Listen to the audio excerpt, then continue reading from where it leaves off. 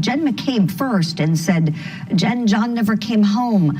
I left him at the waterfall and don't know where he went. And Jen said, well, no, you didn't leave him at the waterfall. I saw you outside of the house at 34th Fairview. You drove in front of the house and click. Karen Reid hung up the phone, and then she calls Carrie Roberts. According to the evidence, says, Carrie, John is dead. He got hit by a plow. And Hank Brennan argued, well, that was Karen Reid's way of substituting her big 6,000-pound Lexus SUV. Rick Grundy, what do you say?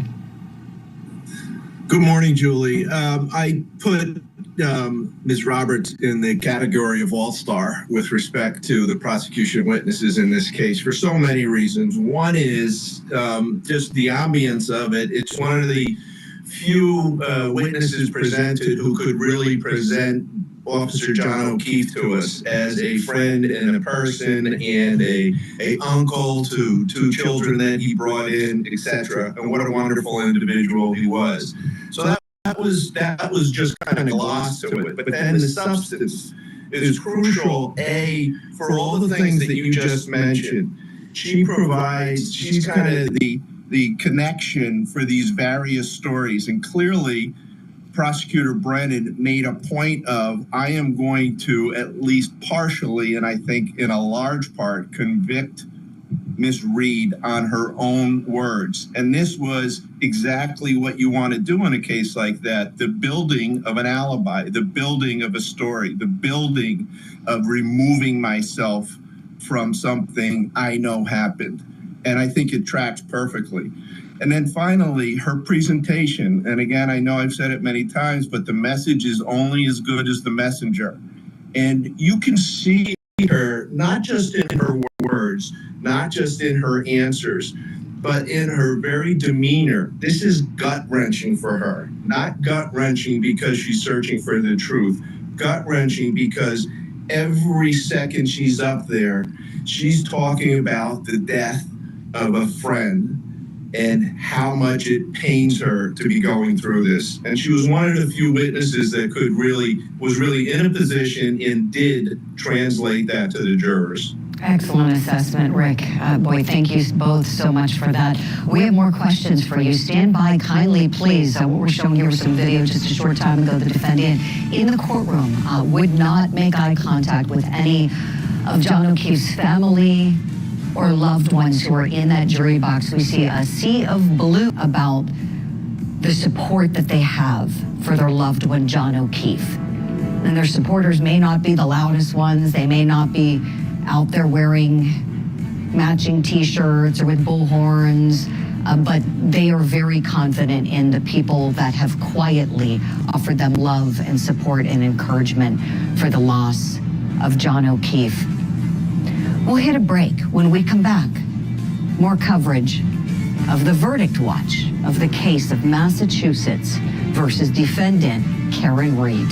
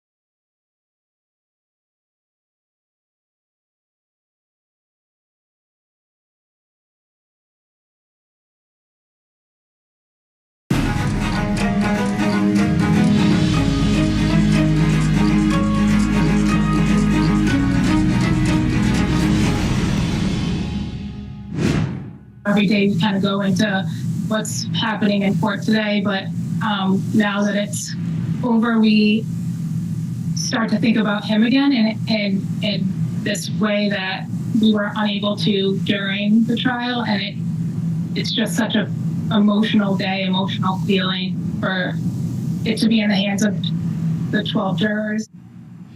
That was John O'Keefe's dear friend Jackie Dugal and John's cousin Renee Rizzitano. They were on the program with me yesterday morning.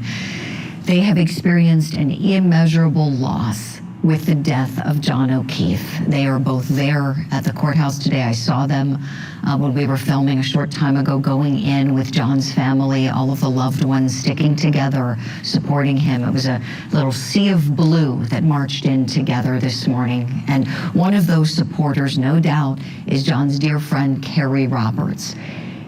Here's that video I was just talking about where you see all of those loved ones, people who we've seen time and time again supporting John. And they may do it more quietly in a more reserved way, but no doubt the support is there. John's brother, Paul O'Keefe, John's father.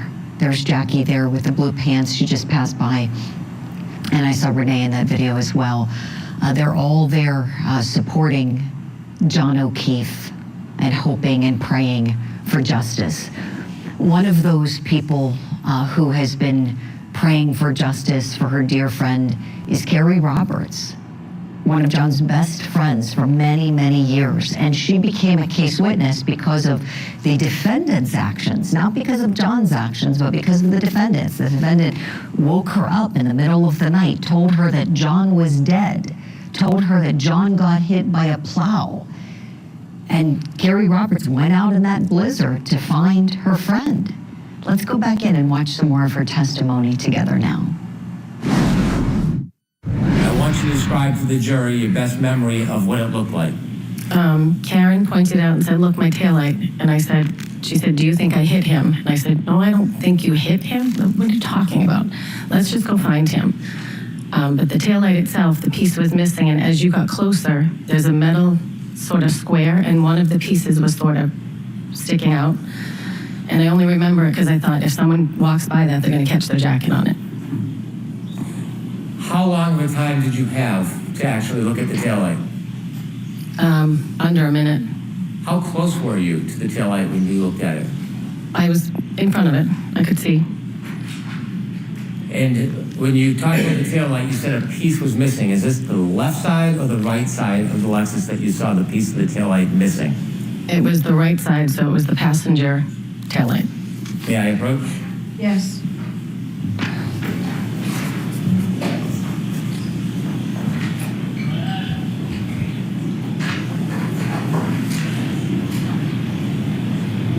Should I remain, Your Honor? Sure. Thank you. May I recognize what is in that photo? That is Karen's SUV. Is it similar or a fair and accurate depiction of how you saw the vehicle that morning? Without the snow, I can't be positive, but this square piece was missing, as is in this picture. The photograph you look at is not the car in the snow in the driveway the day you saw it. Correct.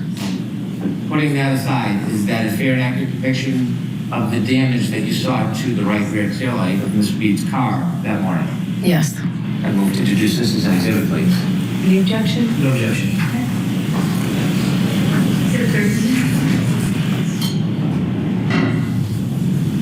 Thank you. With the court's permission, I'd like to publish Exhibit 13. Sure.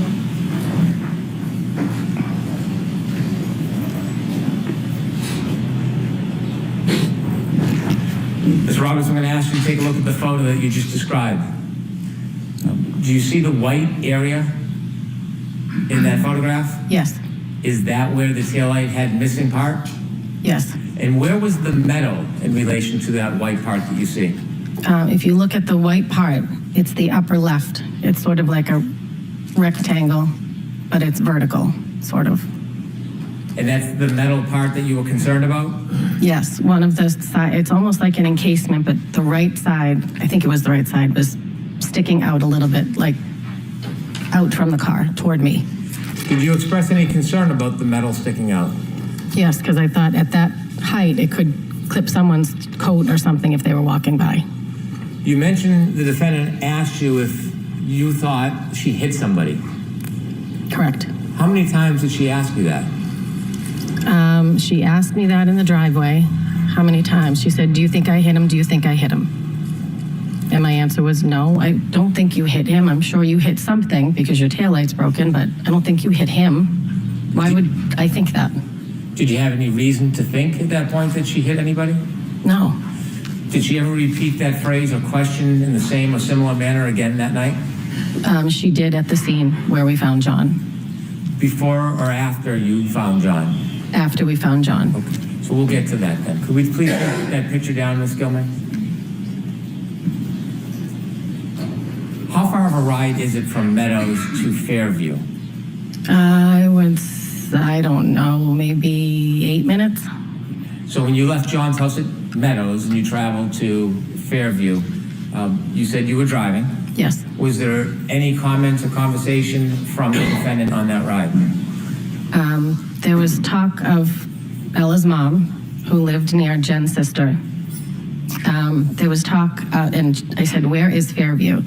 And Jen said, it's off of Chapman, so it was near Spring Lane. And I knew of somebody previously that John had dated on Spring Lane, so I brought it up thinking, could he have gone there if he was walking home? I don't know. I don't scary driving, and Karen was, frantic, and she was yelling. I don't even remember at this point what she was yelling, but she was yelling. She had an elevated voice. She was in between us while I was driving, and she would sit back in the back seat and be in between us. Did you have any words with Miss Reed? I told her to shut up several times because I was trying to drive and I couldn't concentrate. I told her to sit back and buckle up because it was bad driving. I didn't want to get into an accident and her not have a seatbelt on. How often was the yelling on the way to Fairview? Oh, several times. It was like you couldn't control her, and I was trying to drive in a blizzard. You went down Spring Road before you get to Fairview? No, Spring Lane is before Fairview off of Chapman. And did anything remarkable happen on Spring Lane? So, I'm sorry? Anything remarkable happen on Spring Lane? No. More of the same? Yes. Now, you mentioned yesterday that when you got to Fairview, the defendant began kicking your door. Yes. When you looked out, you didn't see anything. I did not. And at some point, you ran over to where Miss Reed was. Yes. Tell us what your first observations are when you get close to the defendant. Well, it was a shape of a body, like the length of a body, shape of a body. She ran over, and I said, oh my God. I jumped out of the car. I ran over, and she was lifting up his shirt to try and warm him, I guess. So I went over to his head, and I began to dig his head out of the snow. Can you take us back and describe for us what you're seeing? His body was completely covered, but his head was completely covered. So I started to dig around his face and his eyes, and his left eye was fine, but his right eye looked like it was huge, like he had something happen to it. And after that, I told Karen to get off him. We were going to start CPR. I had been certified at work through the American Red Cross, so I knew chest compressions were more important. So I started to do chest compressions, and I yelled to Jen and told her to call 911. Karen was trying to do mouth-to-mouth. I don't know if she knew what she was doing, but I knew chest compressions were more important, so I concentrated on that. I yelled for Jen. I carry blankets. I have 2 kids, so I carry blankets in the car, so I yelled to Jen to get the blankets. I don't know what I thought I was doing with blankets, but I wrapped them around his head, just thinking we're trying to warm him up. He was covered in snow. When you first ran over, you mentioned that his head was covered in snow. Was his head fully covered in snow? Yes. When you looked down, could you see who it was at first? At first? No, I had to dig him out. When is it that you realized that this was your friend John? When I cleared the snow off his face. Did you feel his skin? Did I feel what? His skin. Yes. Okay. And could you tell us how it felt? It was cold. Like he had been there in the elements for a while. You know, looking back on her testimony, it makes me remember when I saw it happening live, and I kept thinking, I could just feel how painful this was for her. To me, everything, just the way she spoke, all of it, her eye movements, the way she told the story, you could just tell this is somebody who's been left in a great deal of pain, experiencing a trauma. Make no mistake about it, Carrie Roberts went through a trauma. So did Jennifer McCabe, and what they were dragged into on that dreadful night. We're going to hit a break. When we come back, we're going to watch the testimony of John O'Keefe's mom. What a strong, classy lady she is. It's remarkable, the strength and the resilience that she has exhibited throughout not just one, but 2 trials in a quest to get justice for her son. That's next. Coming soon to Court TV. It's the biggest story that we're covering. These murders have shaken our community. He is the boogeyman. So many eyes have been on Donna Adelson from the beginning.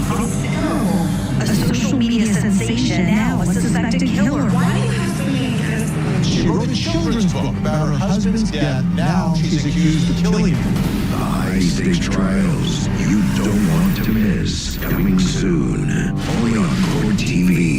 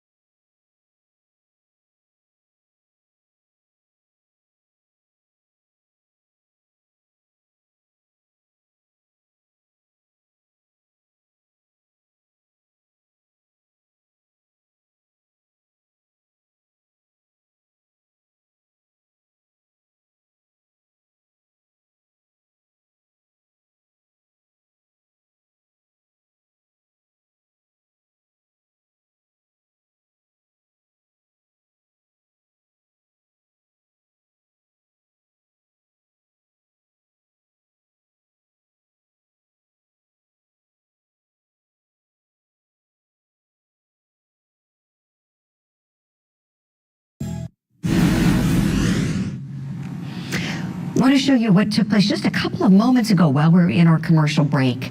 The members of the O'Keefe family, the friends, the supporters, all wearing blue, escorted out of the courthouse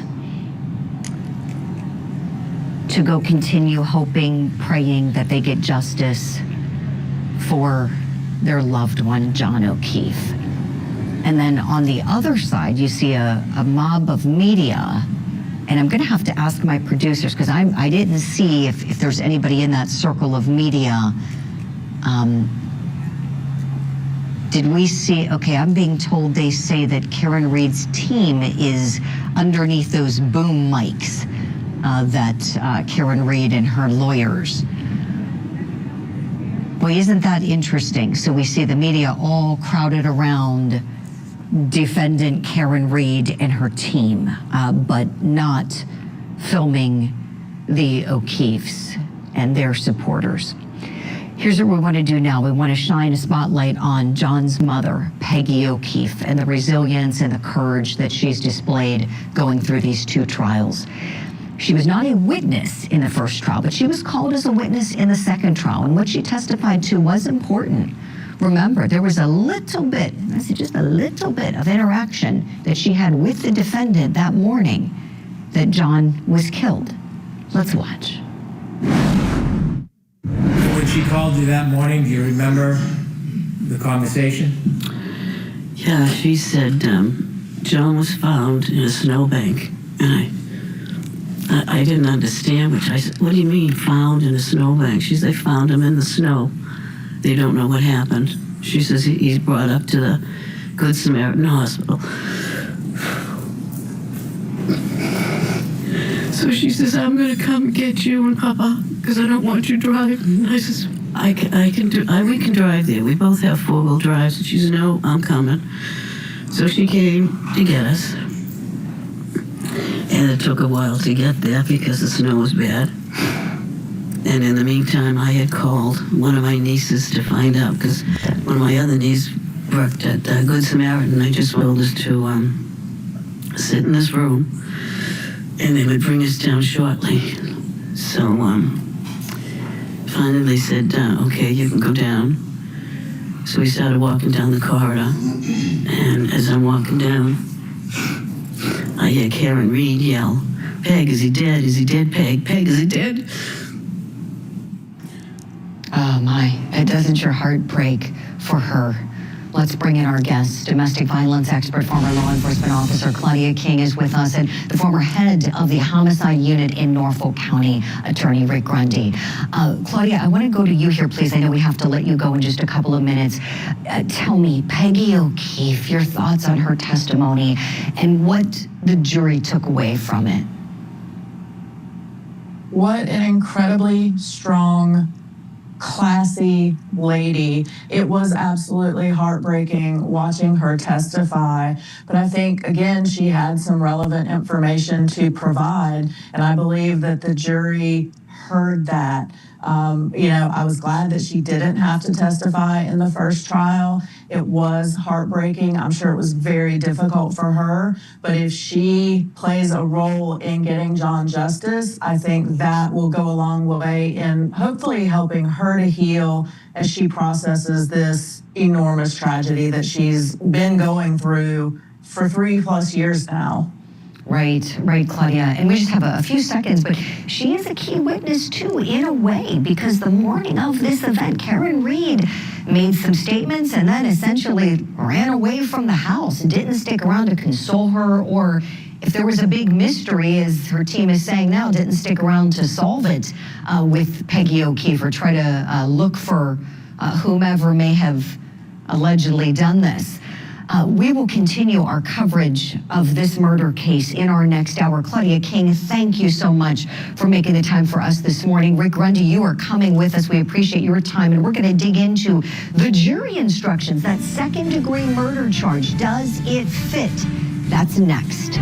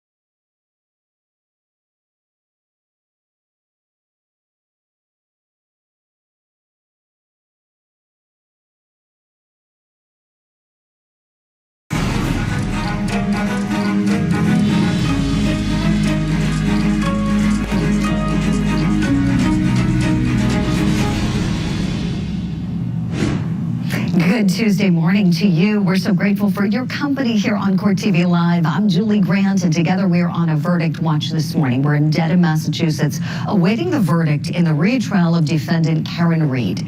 This woman is accused of killing her boyfriend, Boston police officer John O'Keefe. The allegation is that she was drunk and enraged and hit him with her SUV, knocking him over and causing him to hit his head and die in the snow. That is the allegation.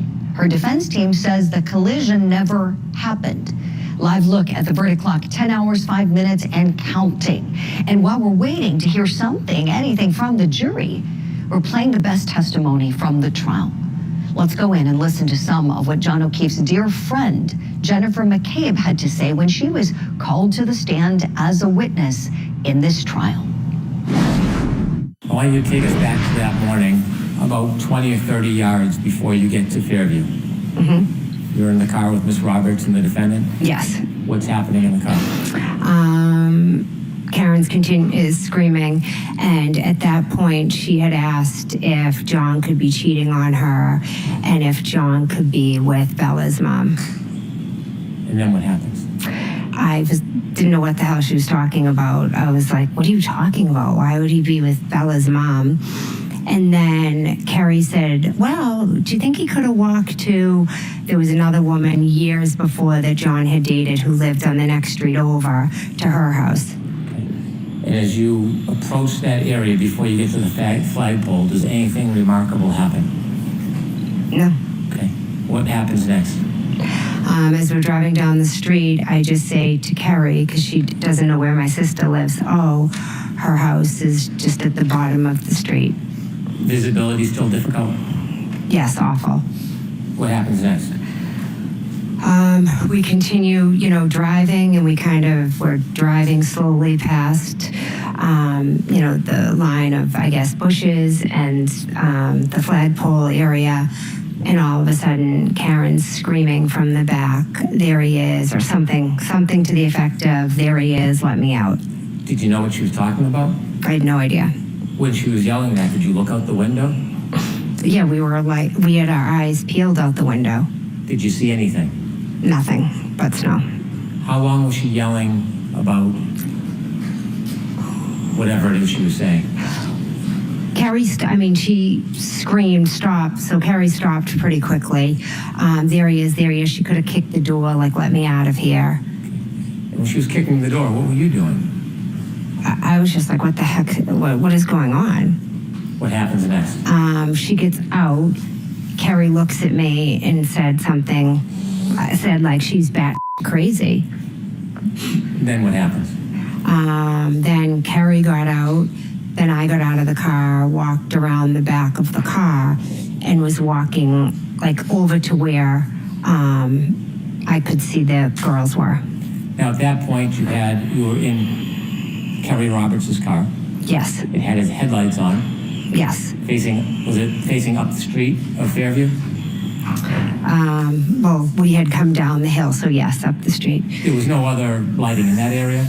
I do not believe so. No fire engines or ambulances at that point? No. No police cars? No. Any street lights? It was dark. When you got out of the car, did you look towards the area of the flagpole? Yes. Could you see anything at that point? No. How close did you get to the area of the flagpole before you could first actually see something?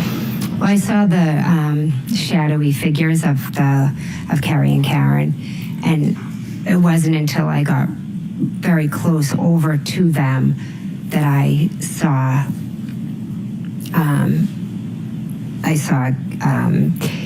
Carrie removing the snow from John's face. Is that the first moment you realized that that was John O'Keefe on the ground? Yes, it was. When you see Carrie removing the snow from John's face, what do? I was frozen. I was shocked. I couldn't believe that was him just lying there. Tell us what you're seeing. What do I see? I see Carrie in his shirt and was laying on him, and Carrie was screaming at her to get off of him. And I was literally just stunned. I mean, there he was. What did John look like when you saw him? I couldn't see much but his face, because the rest was snow, and Karen was moving over him, but he just looked like just him, but just like frozen. What did you do? At first, I just stood there for a minute because I couldn't believe it was him. And then Carrie Roberts and I made eye contact. And I knew, I was like, all right, I'm going to call 911. But I think I knew in that moment that John, was dead. Did you call 911? Yeah, I started to call 911, and Carrie and Karen were just screaming. And so I walked back towards Carrie's car, and then Carrie was also yelling at me to go to the back of the car to look for blankets and towels. So as I was calling 911, I was at the back of the car looking for the towels and the blankets to bring over to Carrie. And while I was doing that, I believe 911 answered. Did you speak to 911? I did, yes. Did you get the towels and blankets that Carrie had requested? I did, yes. After your phone call with 911, when you had the towels and blankets, tell us what happens next. So after I called 911, and Carrie asked if I would take over compressions. So she got up, and I started doing compressions, and Karen was doing mouth-to-mouth. When you started doing compressions, were you touching John over his clothes or touching his skin? I don't remember. Did you at that point get a chance to touch John's body and see how it felt temperature-wise? I just remember when I was doing the compressions, I don't really know how to explain it. It just felt very funny. I'm sorry, very It just wasn't like normal. I don't.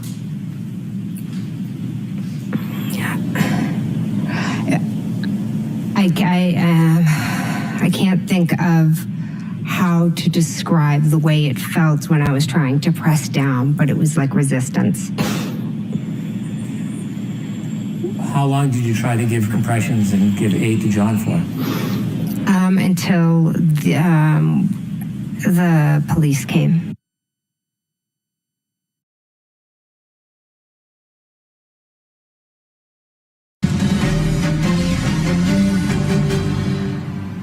We have some breaking news right now in the coroner affair murder trial of defendant Megan Jackson. This case is happening in the state of South Carolina, and the state has rested its case. We also know that the defense is choosing not to present any evidence, and that cannot be held against the defendant, who is accused of killing her boyfriend, Gregory Rice, who was also the father of her children. Let's take a look at the background on this trial. On October 5th, 2020, 46-year-old Gregory Rice was reported missing by his ex, Megan Jackson, the mother of 4 of his children. For a month, police searched for Rice until a fisherman found his body wrapped in a tarp and weighed down in a South Carolina river. Investigators quickly turned their attention to 2 people, Megan Jackson and Christopher Dontel, a married Horry County deputy coroner with whom she was having an affair. In a bond hearing covered by WBTW, the state revealed the romance that prosecutors say turned deadly. Ms. Jackson, as well as Ms. Dontel, did admit to having an affair during this period of time, which lays the background for the allegations in this case. Court documents show Jackson worked as a body transporter, delivering remains to funeral homes. It was during this work that the affair started. According to police, Rice was killed at the Myrtle Beach funeral home.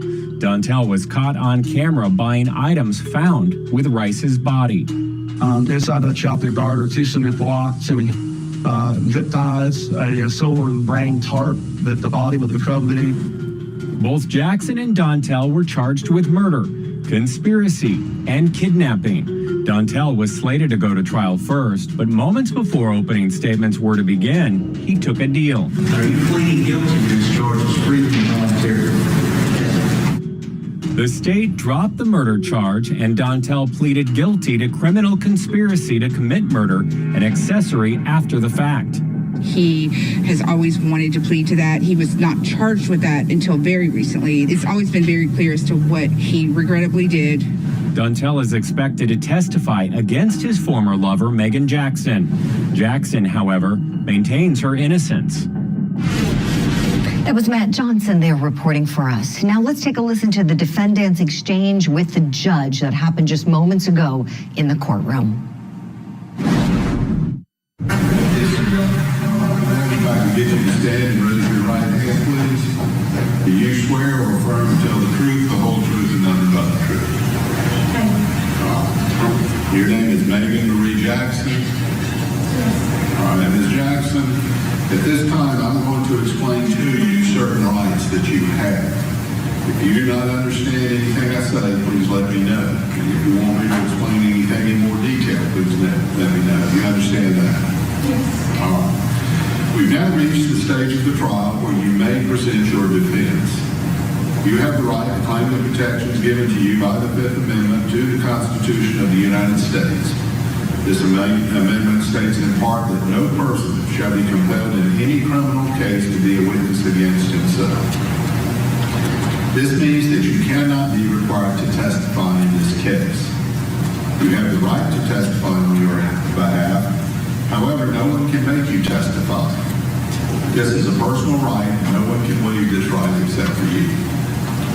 If you decide to testify, you will be subject to the same rules that govern other witnesses, and you may be questioned and examined and cross-examined on any relevant issue in this case. In addition, if you have any convictions involving dishonesty or false statement or for crimes punishable by imprisonment for more than 1 year, and this court determines that the probative value of admitting this evidence outweighs its prejudicial effect to you, the solicitor will be able to introduce your record to attack your credibility. Now, are there any prior? No, Your Honor.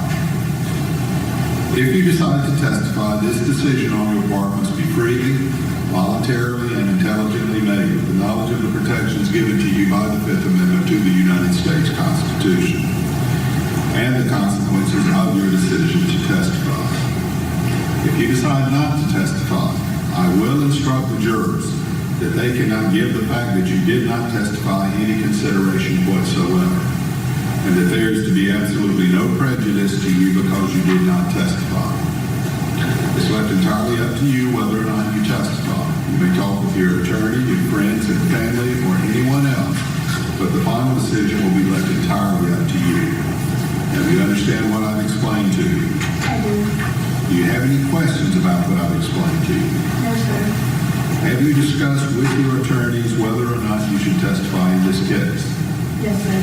All right. Do you feel like you need to talk to your attorneys anymore about this issue? No, Your Honor. All right. Is there anybody you feel like you should talk to about this issue before making a decision? No, sir. Have you made a decision as to whether or not you wish to testify in this case? Yes, sir.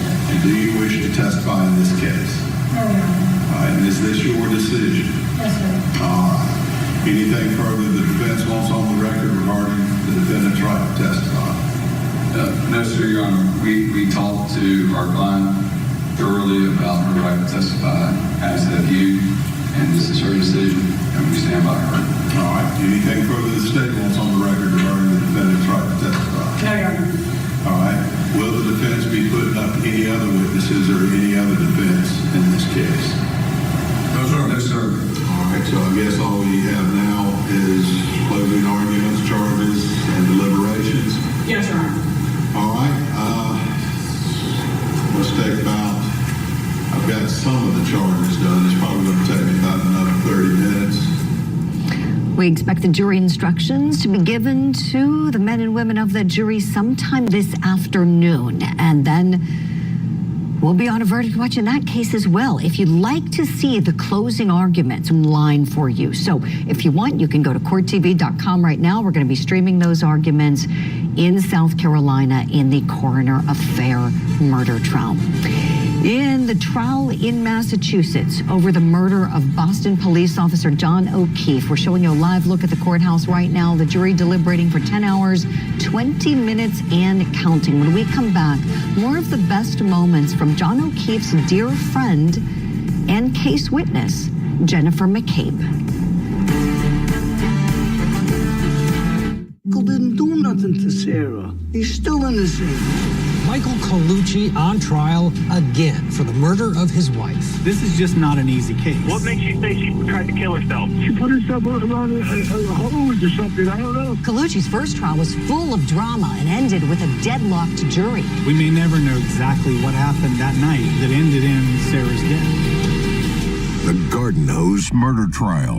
Live coverage today, only on Court TV.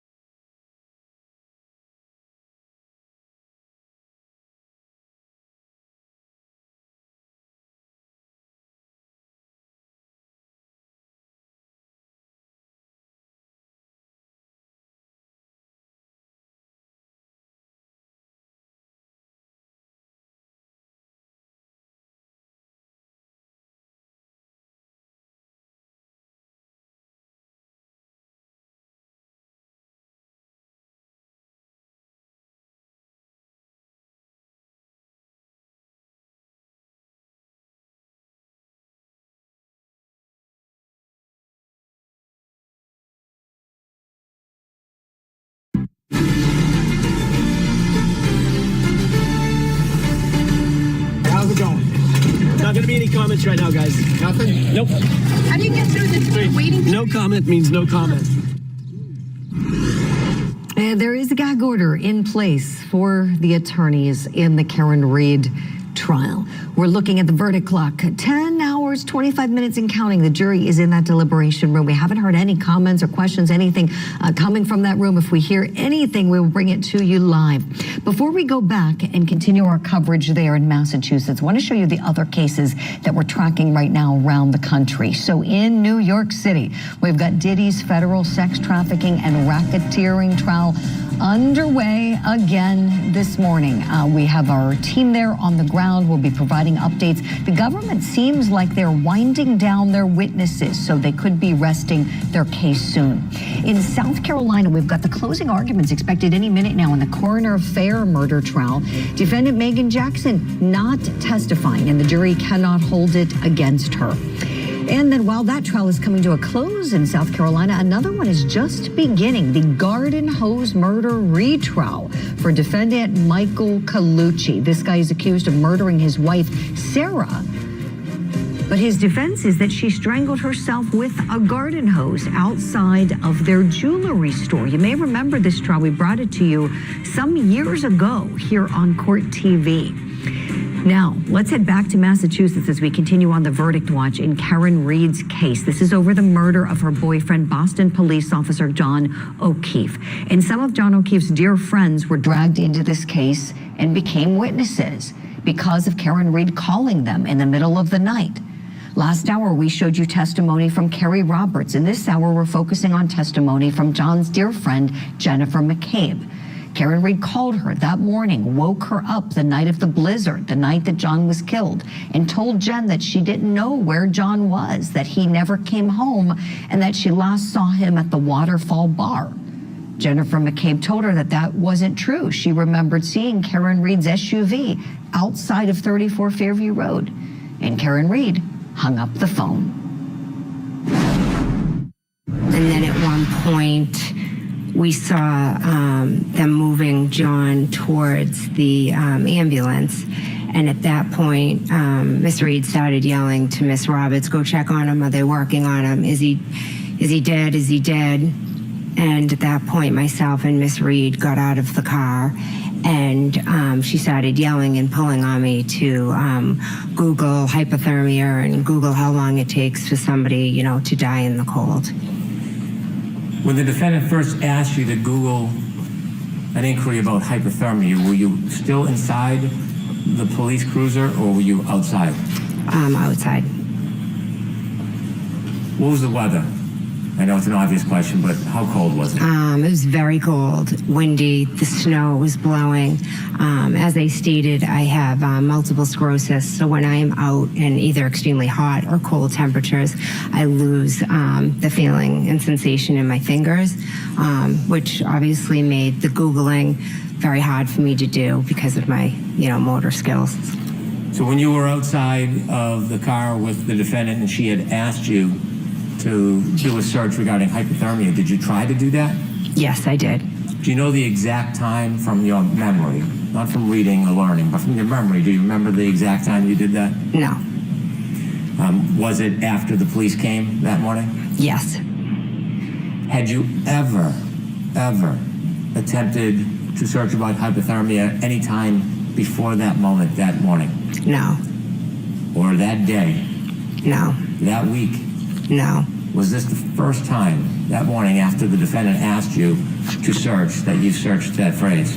Yes, it was. And did you complete your search and get a result?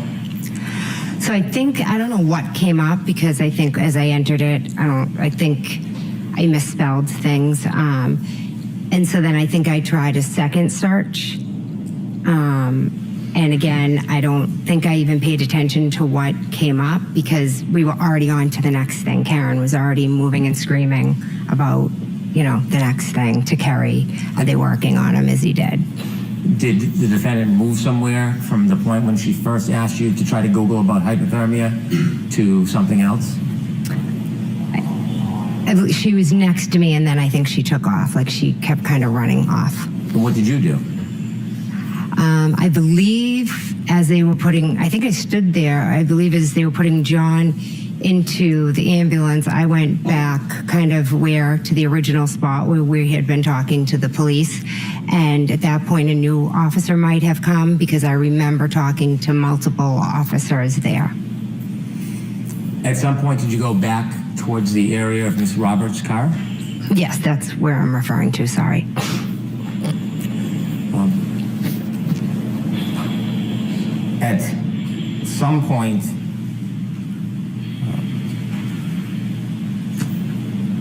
At some point, were you with the defendant when she spoke to an officer and a first responder? Yes. Do you remember if the first responder was a man or a woman? I remember there was a woman right next to us, yes. Do you remember if that was before or after the defendant asked you to search about hypothermia? I'd be guessing if I then don't. Don't guess. Mm-hmm. When the defendant was speaking to the first responder, the woman, were you near? Yes. Did you hear or do you remember the defendant saying anything to the first responder? Yes. What did she say? She told the first responder, I hit him, I hit him, I hit him. When she told the first responder, I hit him, how did you react? I was like startled, kind of like, what are you saying? What are you talking about? Did you say anything to the defendant? I think after the second or third time she was saying it, I was like, Karen, like, what are you saying? Why were you trying to interrupt her?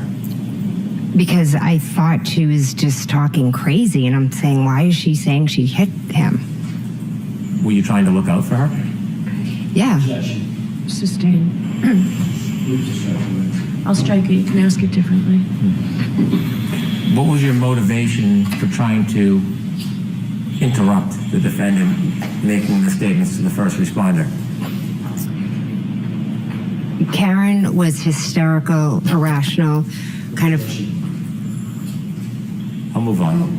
After you made the search at the defendant's request for an inquiry regarding hypothermia, did you have a chance to speak to the officers further? Yes. Did they ask you to do anything or go anywhere? Yes. Officer Lank asked me to go into my sister's house and to wake them up. And your sister's name again? My sister, Nicole.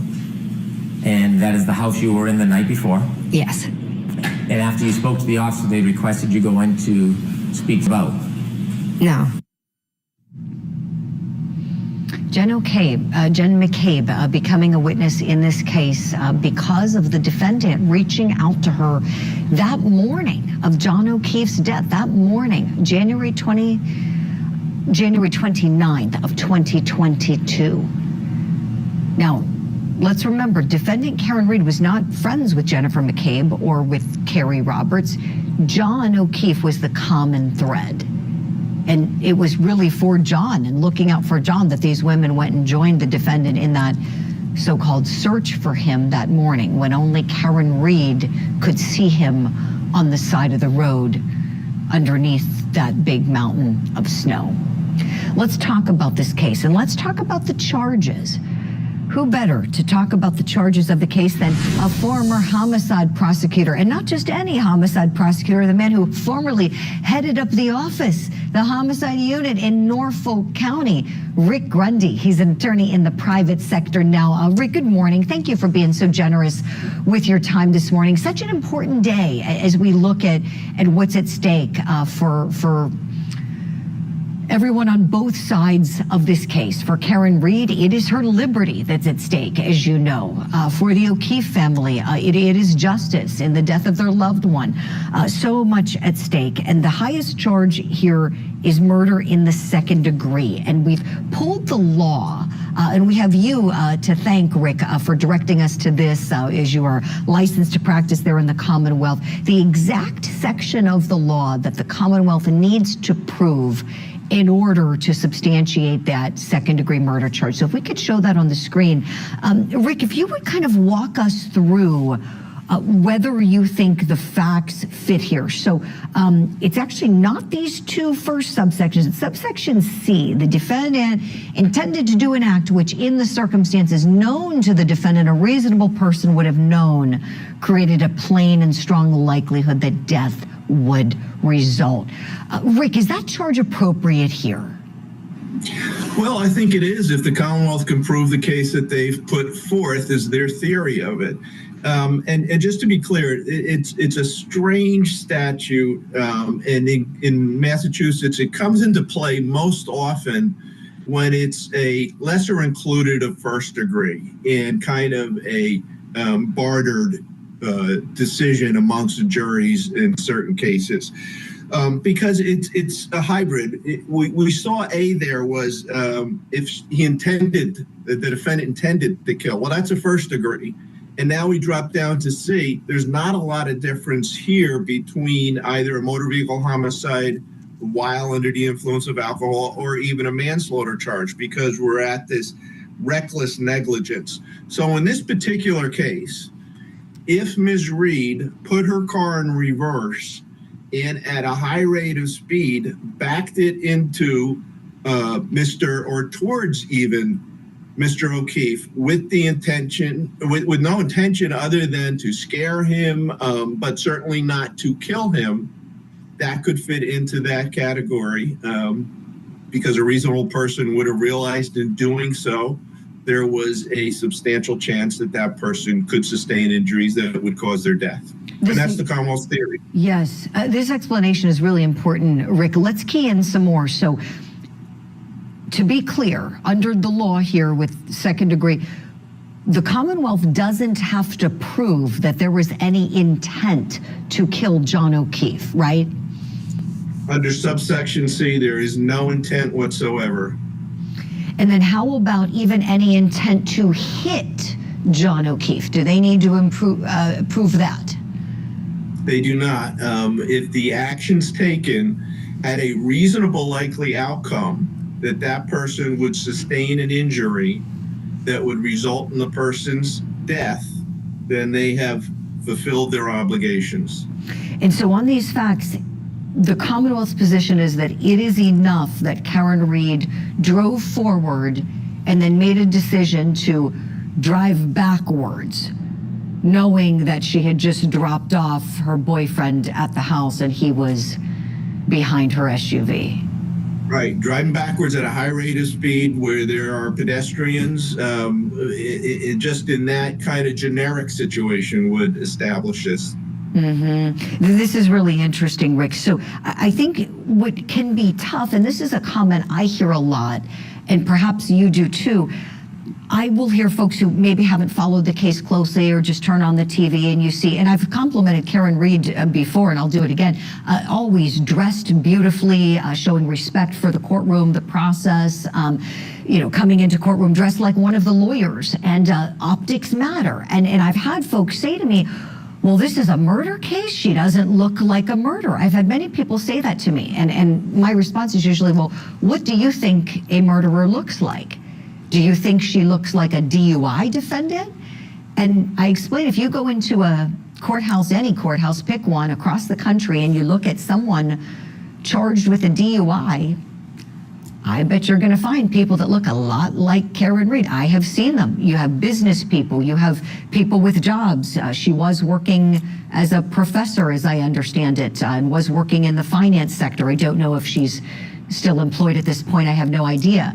But you see people looking like that. And if you look at this case that way, starting with the allegations that it's a DUI case, does it seem fitting? Rick, I'm curious, do you hear those comments too, that people will make a snap judgment just on how someone looks? Absolutely, absolutely, and I have throughout my career. And one particular matter pops into my head. I had a murder trial. The defendant was a actually nationally known physician regarding child asthma. He was a Harvard professor, and he simply wasn't the person that people would think would murder somebody. And I did in my closing, I said, I want you to put in your mind how that person who would commit a murder looks like. and then apply these facts to that person. And if that person in your mind that looks like a murderer is guilty, so is this person, because the facts are the same. Those are natural judgments that we make based on the same common sense that, in my opinion, leads juries to get to the right verdict. They start out with that, and that's part of the challenge, is to get them beyond that. Boy, that's really brilliant, Rick. I love what you do there. If they have in their mind some kind of monster, somebody that looks like Charles Manson or something, then you say, okay, just plop him into these facts and make the application and then see what you've got. Don't let yourself just make a snap judgment on someone's looks alone. Rick Grundy, always great, insightful analysis from you. Stand by kindly if you would, please. We're going to hit a break. When we come back, more case analysis. We continue on that verdict watch. We're getting close to the 11-hour mark. And when we come back, we'll watch the cross-examination of case witness Jennifer McCabe.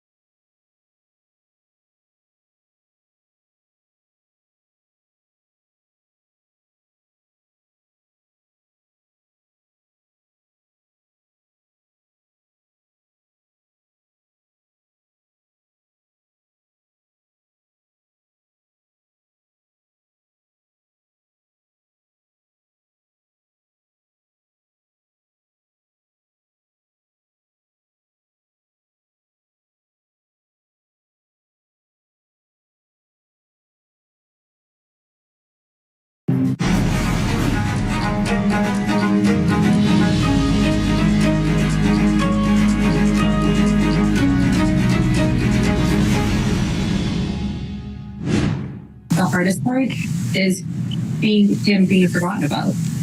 And, when we're supporting one another through the trials, as family members and friends, we get called murderers, we get hooed on, just by supporting one another and wanting justice for Johnny.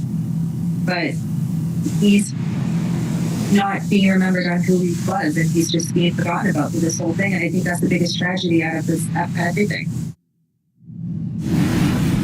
That was John O'Keefe's cousin, Renee Rositano, and John O'Keefe's dear friend, Jackie Dugal, who came on the program with me yesterday morning, sharing their thoughts about John, what they miss about him, and how they are hoping and praying for justice with this case.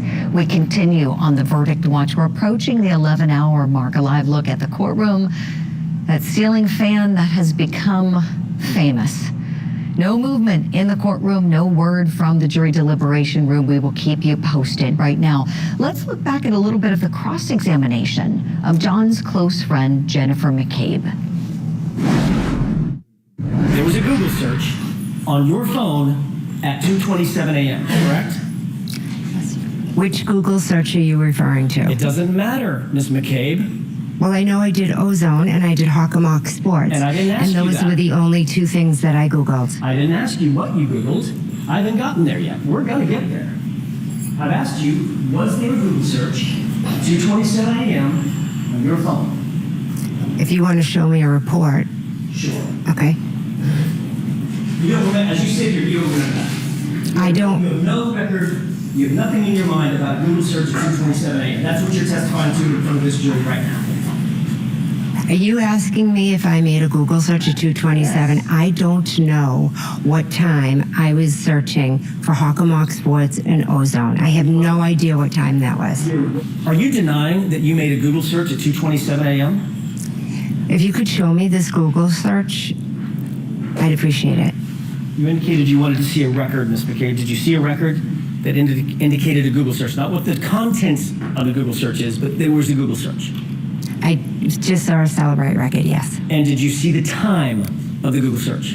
On that record, yes. Is it 2:27 a.m., correct? Yes. Ultimately, you will agree that there was a Google search done, and now I'm going to ask about the content of Hoslong to Die in Cold, correct? That was done in the morning at the request of Ms. Reed. Okay, I didn't ask you that. I asked you a yes or no question. Did you understand my question? Could you repeat it, please? Sure, I'd be happy to. Thank you. Did that record indicate that there was a search at some point done, at some point, for Hoslong to Die in Cold? I object to her reading the record. So was there a search on that at some point? On that paper, was there a search that said that? Is that the question? Let's start with that. Yes. Yeah, there was. Okay. Now let me ask you a different question. You Google searched the phrase Hoslong to Die in Cold. Yes or no? Yes. On January 29th, correct? Yes.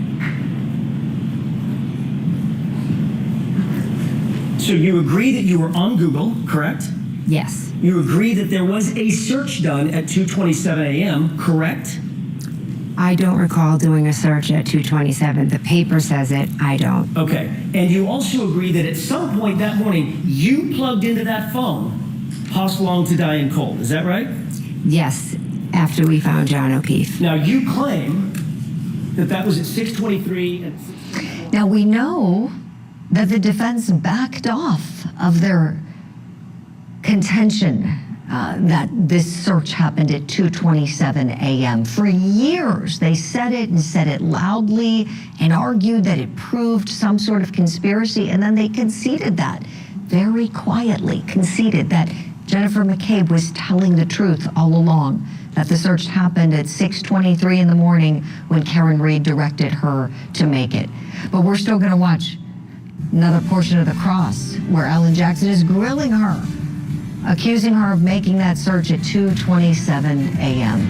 We'll be right back.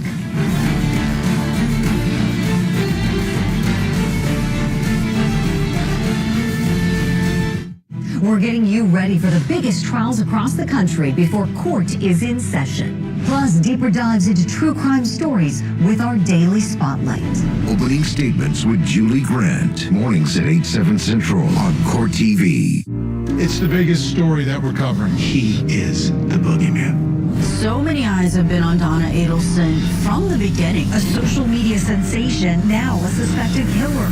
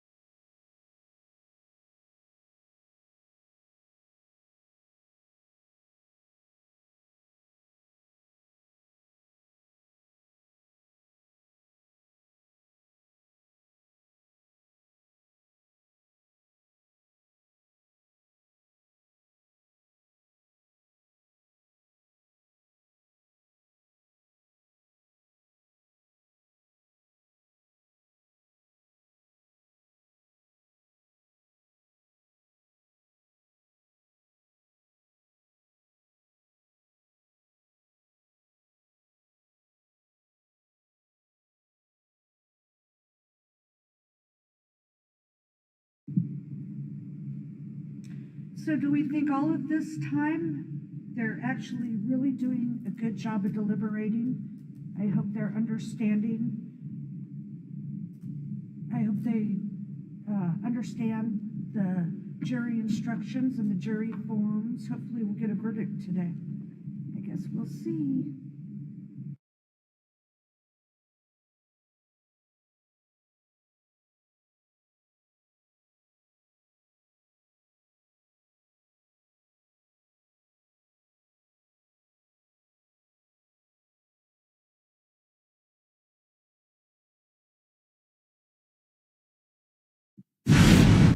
Street, how are you getting through the deliberations, this waiting game?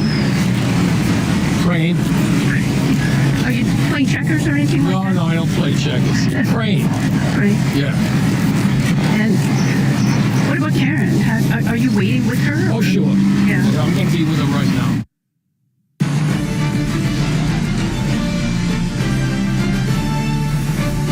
That was defendant Karen Reed's dad strongly supporting his daughter. We've seen him and Karen Reed's mother every single hearing that's happened, pre-trial through every single day of both trials, strongly supporting their daughter whose liberty is at stake. Right now, Karen Reed's liberty is in the hands of the men and the women on this jury. 7 women, to be precise, 5 men, a jury of 12, deliberating the case for almost 11 hours so far. Let's go back into some testimony now. Jennifer McCabe being cross-examined. Here we go. There's also a connection to Canton Police Department through Kevin Albert. Is that right? Exactly. Can you answer that? Is there a connection? Do you have a connection with the Canton Police Department through Kevin Albert? Not with the police department, but Kevin Albert is Brian Albert's brother. Right. And Kevin works for whom? The Canton Police. Thank you. So you've been interviewed many times by different law enforcement agencies, be they Massachusetts State Police, Canton Police, or otherwise, correct? Yes. Okay. Those interviews have not just been over the period of weeks, it's been over the period of weeks and months and even years since this occurred, correct? Yes. You were contacted by the department at one point in April of 2023. Do you remember that? Yes. I want to talk for a second about that series of interview, or that interview. You were contacted at your residence by these members of this law enforcement agency, correct? Yes. All right. Later that same day, you did sit down with those same law enforcement officers for a formal interview. On that same day that you were contacted by them, they also went into your home and actually interviewed you, correct? Yes, it was brief. All right. Those law enforcement officers identified themselves as being associated with an agency that is not Massachusetts State Police. You understood that? Yes. And you understood that they were not involved with Canton Police Department either, correct? Correct. Completely separate agency, is that right? Yes. During the course of that interview, those officers informed you very specifically, Ms. McCabe, that it is a crime to lie to them even during an interview, correct? Yes. Those law enforcement officers informed you that they were investigating certain circumstances attendant to John O'Keefe's death, correct? They were very vague on what they were. Understood. I don't know what they were investigating. But you did understand that it was having something to do with your involvement at 34 Fairview on January 28th, 29th, 2022. As a witness or otherwise? Sustained as to certain terminologies. Sure. Let me see if I can rephrase that, Ms. McCabe. You were aware of the subject matter of their interview, right? They weren't interviewing about a car you bought last year, correct? Correct. They were interviewing. We've got some breaking news. We understand that the jury has a question. We're going to let the clock continue as we wait for the judge to take the bench and provide some answers. We're approaching the 11-hour mark of the deliberations. We don't know what the question is. We just got word from our team on the ground that there is something that this jury has a question about. While we wait to hear what it is, I want to bring in attorney Rick Grundy. He's in the private sector now in Massachusetts. He's a heavy hitter there. He formerly was a prosecutor and headed up the homicide unit in Norfolk County. Rick, while we don't know what the question is, and if we get it before we have to take a commercial break, I'd love you to weigh in on it. But something else that we've wondered about here, if, and we don't know if Karen Reed will be convicted. She could be acquitted, could be a hung jury. We have no idea, obviously. Let's just say for the sake of our analysis, if she is it likely that the judge would revoke her bond immediately and remand her into the custody of the local sheriff's department? Yes, it is, for the reason being that the charges she faces have minimum mandatories. So regardless of what the sentence would be, she would be serving time.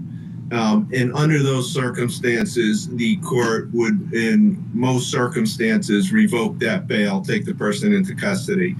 In this situation, particularly with respect to a murder, because people obviously have the stronger impetus to flee. But in this situation, I don't think there would be a concern on behalf of the court with respect to those factors.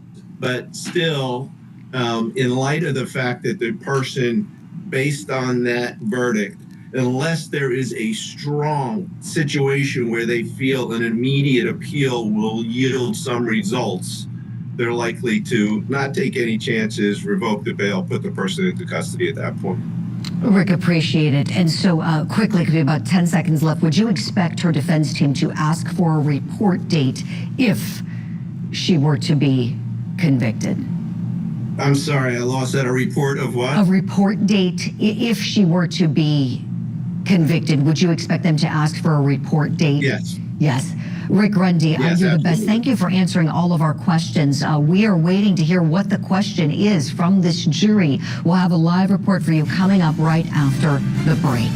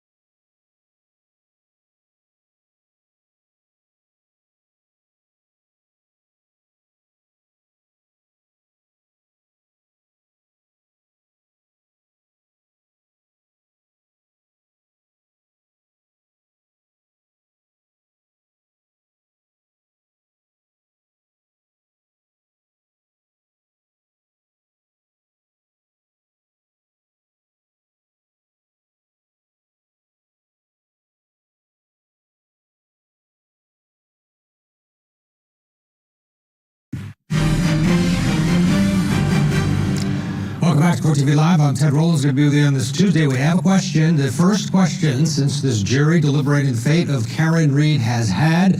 Let's go into the courtroom. Judge Cannoni is on the bench. Please proceed. Court is in session. Excuse me. I was just informed somebody keeps just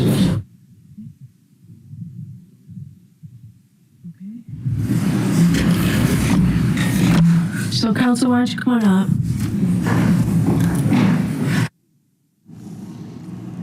Okay, Judge Cannoni not allowing us in on possibly the question yet. They are at sidebar, and we will wait. We'll keep up. We'll show you the sidebar video, but let's bring in Vinny Politan outside the courthouse. Actually, hold that thought, Vinny. Stay where you are. We're going back in, and we're going back into the courtroom. Let's go in.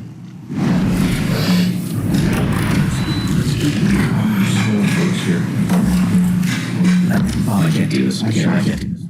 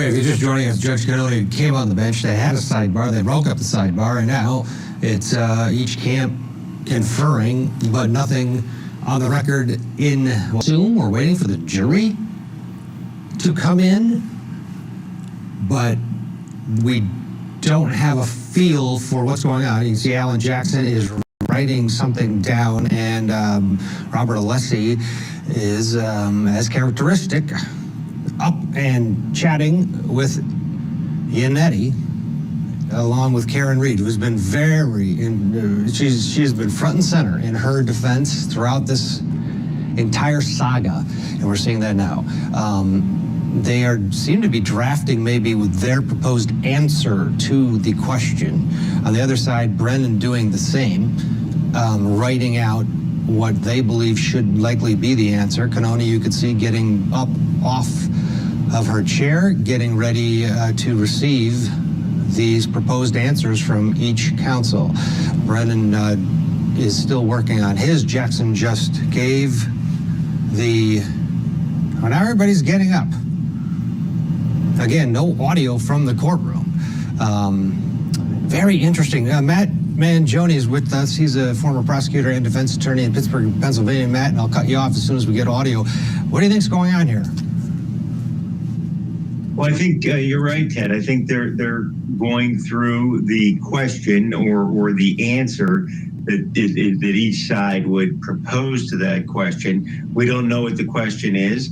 Obviously, it's important to the jury. It'll give us some insight into what the jury is doing during this deliberation. But both sides are going to want to make sure that this answer that's proposed is something that, supports exactly what the prosecution or defense is trying to prove in this case. You can see the bailiffs in the white shirts. It looks like the security has definitely increased once we get into verdict watch. In any case, it does increase, but you can see several security members, and now you're seeing the family members being escorted into their positions in the courtroom. The O'Keefe family in their normal spots, including John O'Keefe's mother, who has been a fixture, Peggy O'Keefe, at this trial and the first trial. The family has gone through hell and back and are here for justice. On the other side, the Reed family, of course, have supported their daughter, Karen, throughout. We got some audio. To you now, so please take your seats. So I'm going to read the questions. I'm going to have them marked. Then I will take a short recess, let you all talk about it, and then come back. Thank you. So, all right, so I received 3 questions from the jury. The first one is, they appeared on note cards, so that I don't know what order they came in, but this is the order I got them. This is the order I'm going to read them. What is the time frame for the OUI charge? Offense 002, Section 5, OUI at 12:45 or OUI at 5 a.m.? The second, are video clips of Karen's interviews evidence? How can we consider them? And the third, does convicting guilty on a subcharge, example offense 2 number 5, convict the overall charge? So I will give you some time to consult. I think the first one, I'll hear from you as to what the time frame is, and I don't need to hear from you now. That's pretty clear cut what they're looking for. The second one are video clips of Karen's interviews evidence. How can we consider them? Well, we know they are evidence and they can give them whatever weight they want.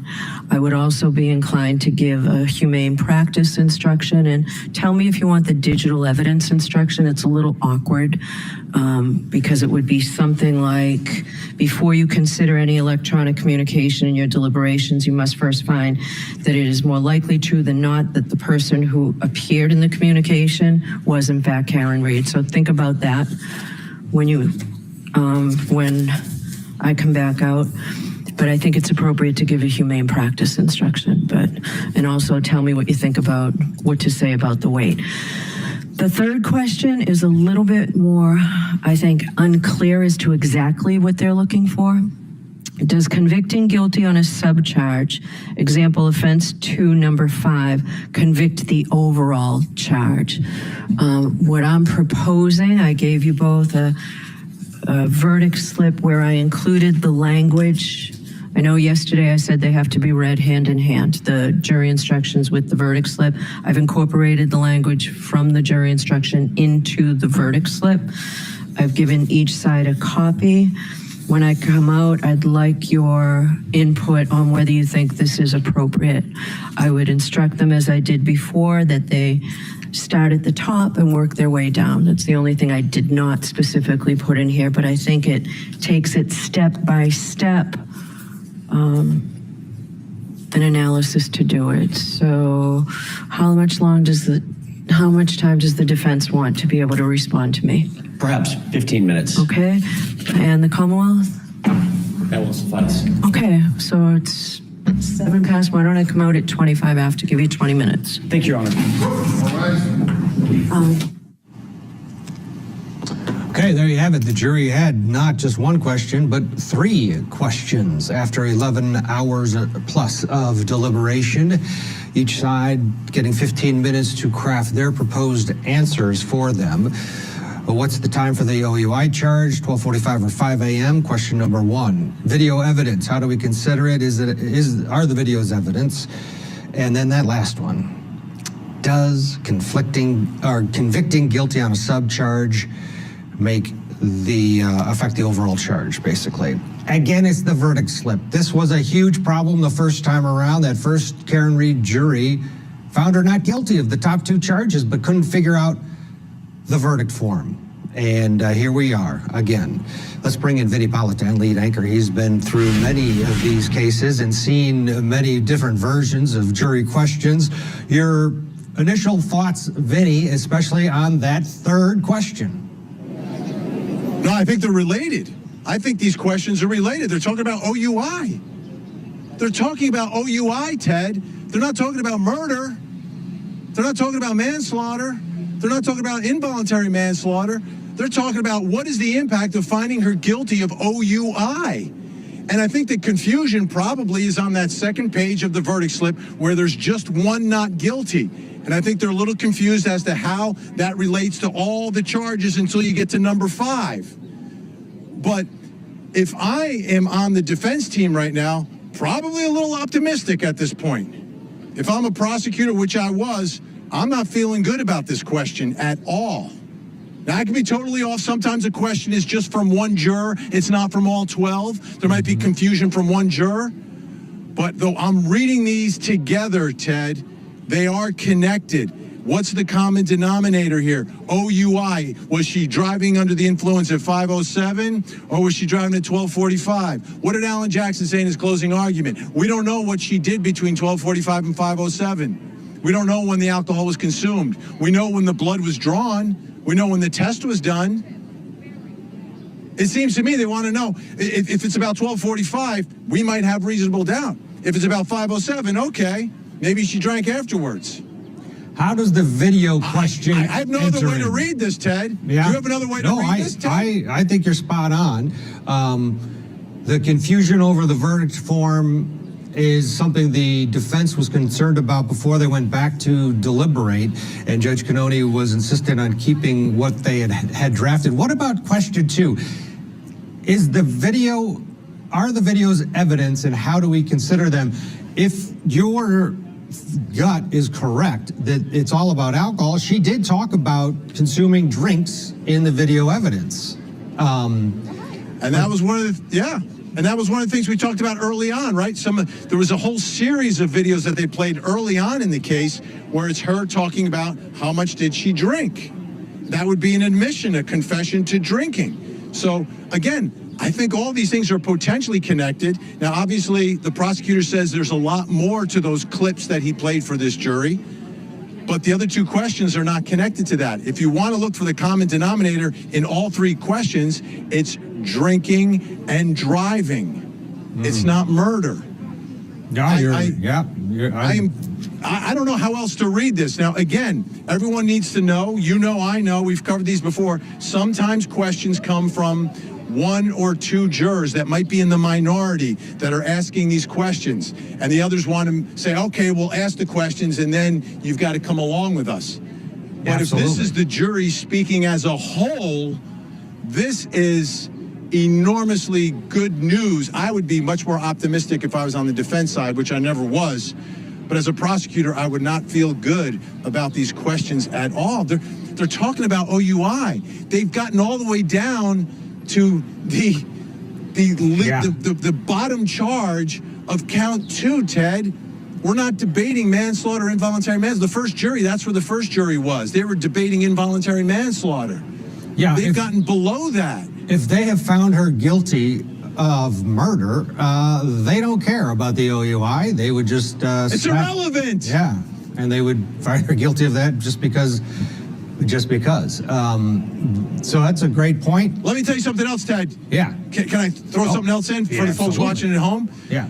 You ask a question like this, once you get the answer, a verdict could follow very, very quickly after the answer. Now, we know there's going to be at least 15 or 20 minutes here. And what we've also seen in the history of court TV, Ted, is sometimes when they take too long to answer the question, the jury sends out another note and says, we have a verdict. So I'm not leaving this spot. Let me show you what's happening right here. This is a moment of anticipation.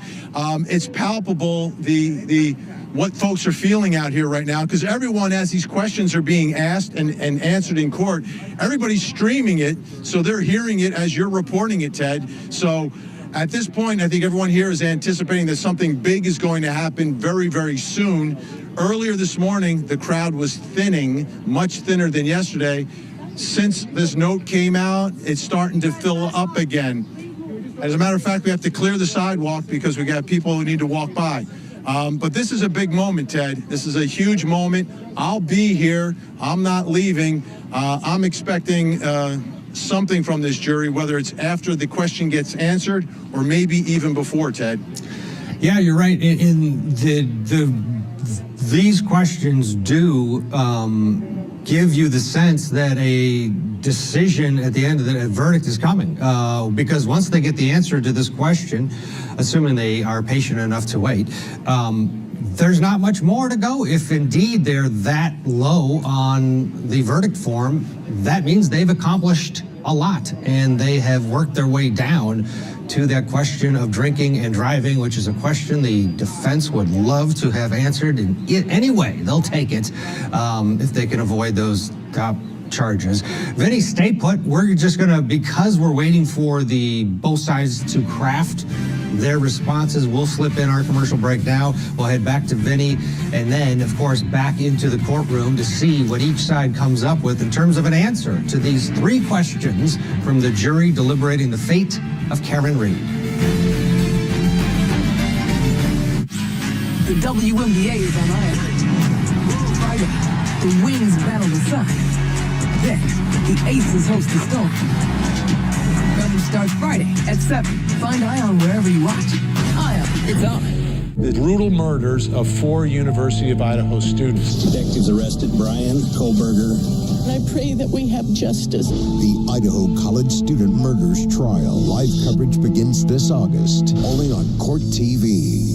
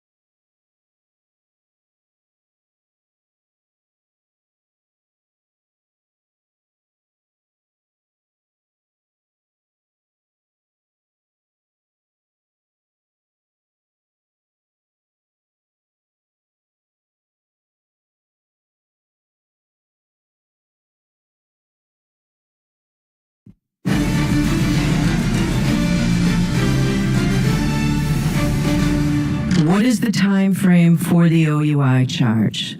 Offense 002, Section 5, OUI at 12:45 or OUI at 5 a.m.? The second, are video clips of Karen's interviews evidence? How can we consider them?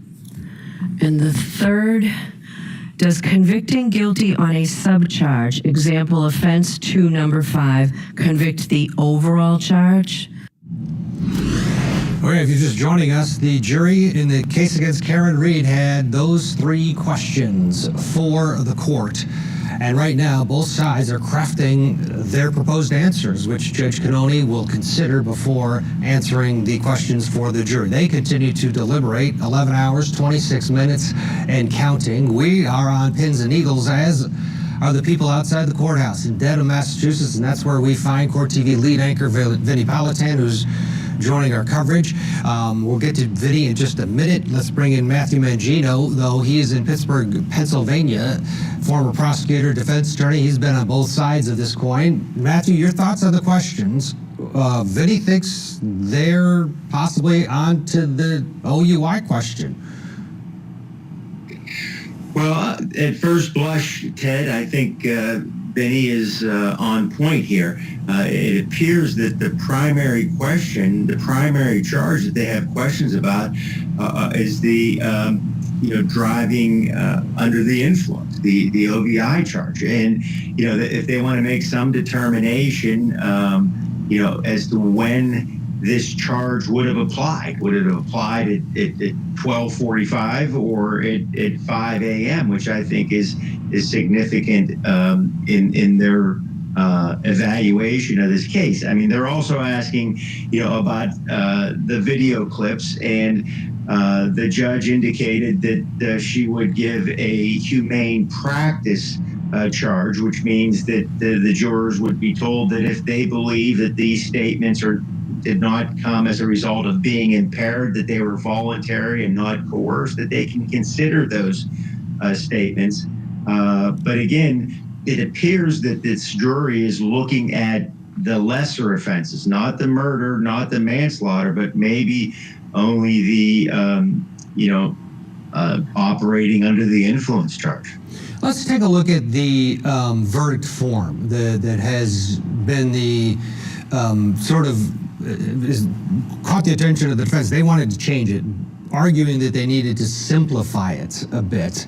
But this is what the jury is basically dealing with. And you can see that it starts with this page 1 of murder in the second degree. It's a not guilty or a guilty. That's pretty basic.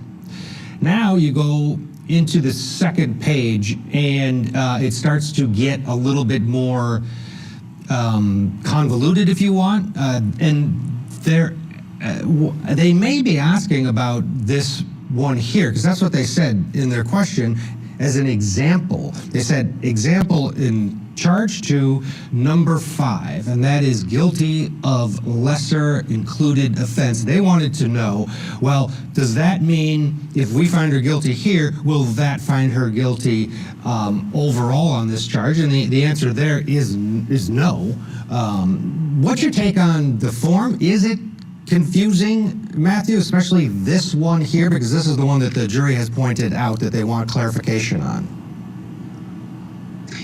Well, I think that, in a sense, justifies the defense's concern about the jury instructions, that they were a bit confusing. And Ted, there's always confusion when you're dealing with jury instructions because they're not clear, and they're difficult to understand. And when the judge goes through those instructions, typically, people's eyes gloss over because it's not an easy thing to comprehend when you're being asked to make these decisions and you're checking off these boxes on the verdict slip or the jury instructions. So yeah, I think in a sense this question sort of validates the defense's concern with the instructions.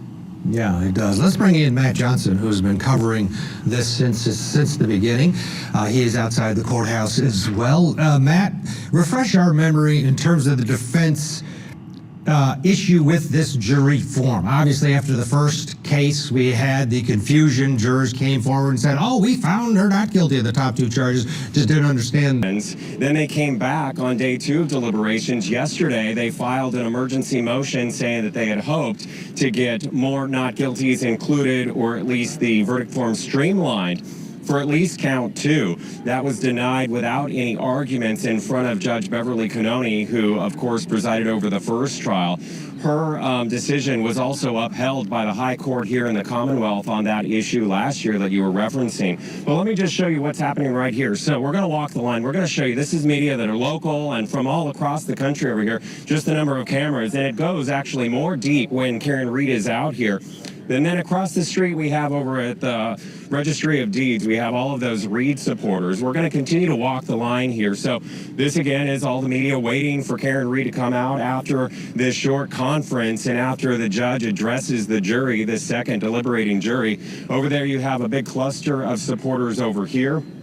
You have, of course, state police that have been out here with these barriers, maintaining the peace and the buffer zone. We can actually walk a little bit further over here, Jason. Let's walk the line over here. Again, things like this isn't in place when there is no trial. These barriers here, the barriers here, this is just in place for the deliberations and this jury. You can see that there's a large number of police presence. This is local police that are assisting as the arrival and departure of this defendant. But you can also see the group of supporters that are over here, much less than yesterday, but again, more that we've seen over the past 8 weeks of this trial, Ted. All right, thank you, Matt. And Matt will be with us as we continue our rolling coverage of the case against Karen Reed. Vinnie Politan also in the crowd outside of the courthouse. That group of people knows the question. What's the mood there, Vinnie, in terms of the reaction from these questions? Well, the first thing, you've got about half as many people as were here yesterday, which is fascinating to me. That everyone thought the verdict would come in yesterday. But I think there's a level of optimism right now amongst the supporters. The thing about the questions, Ted, that one question about the verdict slip itself was it could be that they're totally confused. If they're totally confused, our reading of the question about number 5 could be off. If they're completely confused about the second page, which everyone ahead of time agreed was completely confusing. So I think that's where we stand. I think the folks here are cautiously optimistic about this moment. They've been confident since day one. They were disappointed yesterday, fully expecting a verdict and a not guilty verdict. But I think everyone is kind of looking at this the same way we are, which is if they're talking about the lesser included of operating under the influence, have they gone through all the other relevant charges and landed there? Or do they completely not understand the process? And are they trying to do guilty, not guilty on every single charge? But if you're debating operating under the influence and at what time frame, clearly that impacts the lesser includeds above it. So I'm sticking with my original analysis here, unless there's complete confusion in that jury room. Yeah, and they say an example charge to number 5, it doesn't necessarily mean they're hung up on it, but you would think that they wouldn't have pointed that out unless there was some discussion in that deliberation room about just that. And if indeed it is that, it would be good news for the defense. What about the defense and Commonwealth responses here? And you brought it up earlier. Sometimes you push a jury too long with a response to a question and they'll move on. And we've seen it before. Well, they'll send another note and say, we got a verdict. Vinny, got to hold off. We got audio in the courtroom. Judge Cannoni taking the bench. Please be seated. Court is in session.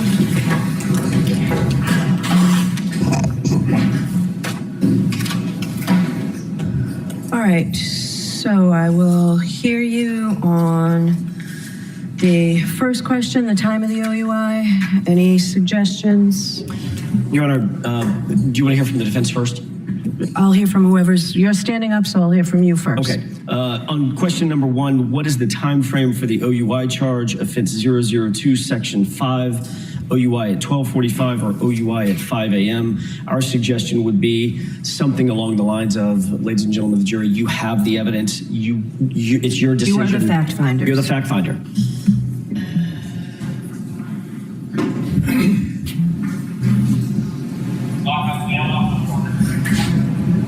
Mr. Brennan, or whomever from the Commonwealth? My suggestion would be 12:45. And why is that? The case has always been focused at that time. I don't think there's anything specific in the indictment though regarding the time. Do we have the indictments? No. I do not.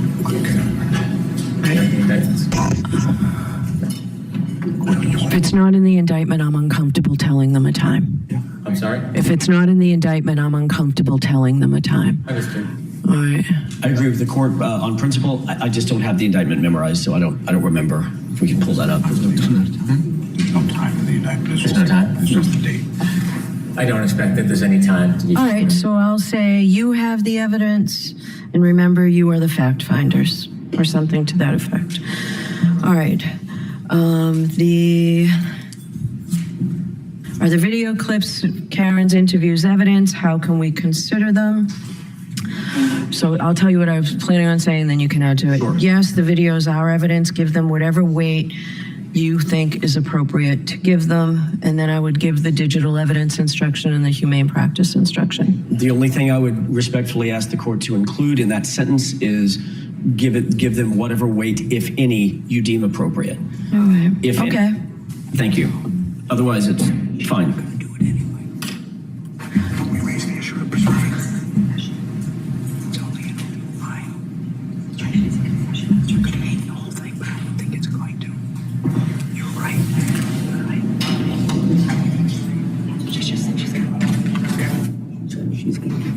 Okay. What's the Commonwealth's position? We have a different perspective on that. Okay. The first part of the question, are the video clips of Karen's interviews evidence? The answer should be yes. Okay. How can we consider them? I think it's fair to say you should weigh the defendant's statements as you would evidence. Since they've been introduced substantively, they are like any other piece of evidence. There's no difference, and there shouldn't be any reflection of a difference in the answer. We didn't introduce any evidence in this case and say you should give it any weight, if any at all. We didn't provide a limiting instruction in any way, and these shouldn't be so limited. This is just like a photograph. It's no different than a physical piece of evidence. And so I think the answer should simply be yes, you should weigh the defendant's statements as you would any other piece of evidence. I do not think the court should give humane practice or digital evidence. It suggests that there's some deterioration or further analysis that is different. Those instructions were already given during the charge. In addition, those instructions are in their hand in the written jury instructions. And so, to put it most simply, as I think that we should, is this is a piece of evidence, and you weigh it like you weigh any other piece of evidence, whatever they decide, rather than give them guidance to curtail it or to limit it in any fashion. So sure, humane practice. My only suggestion, Your Honor, is that every single piece of evidence that's provided to them, it's in keeping with Massachusetts laws, in keeping with the responsibility that they have. Every single evidence is given the weight, if any, they deem appropriate. That is not a misapplication of the law.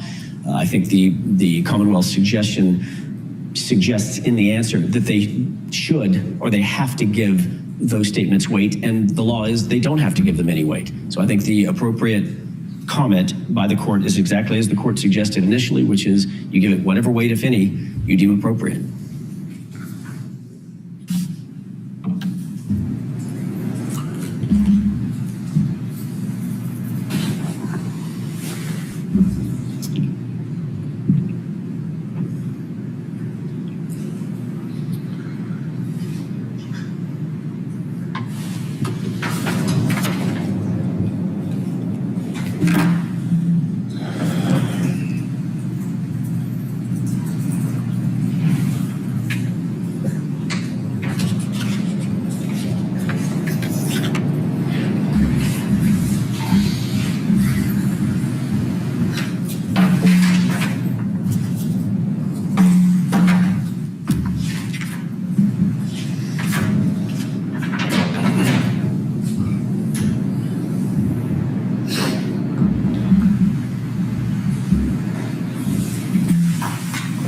MaryJane.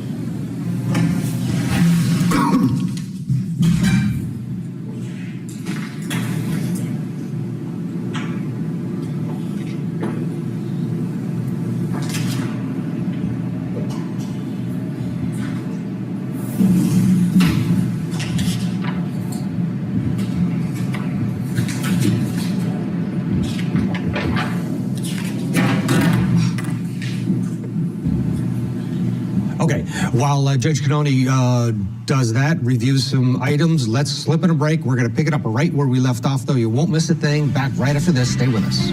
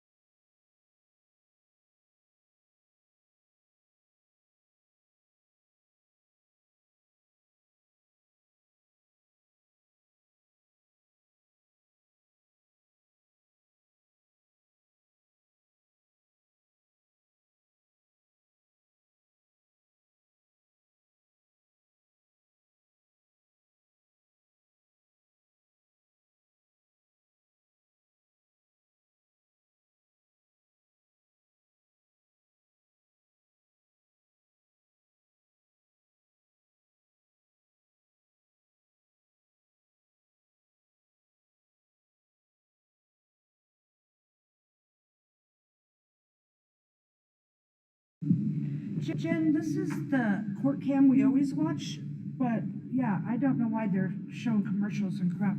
Let me see, let me find another one.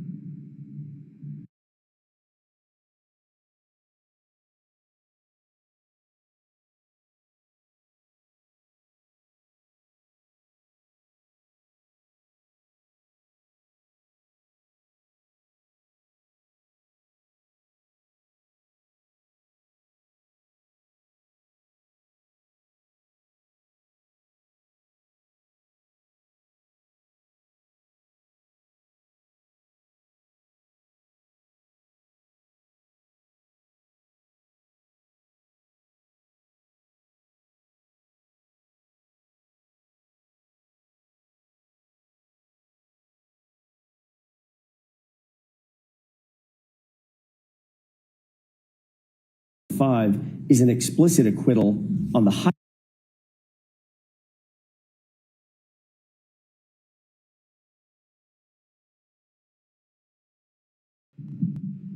Okay, there might be an interference because I'm going to switch over to a different court cam.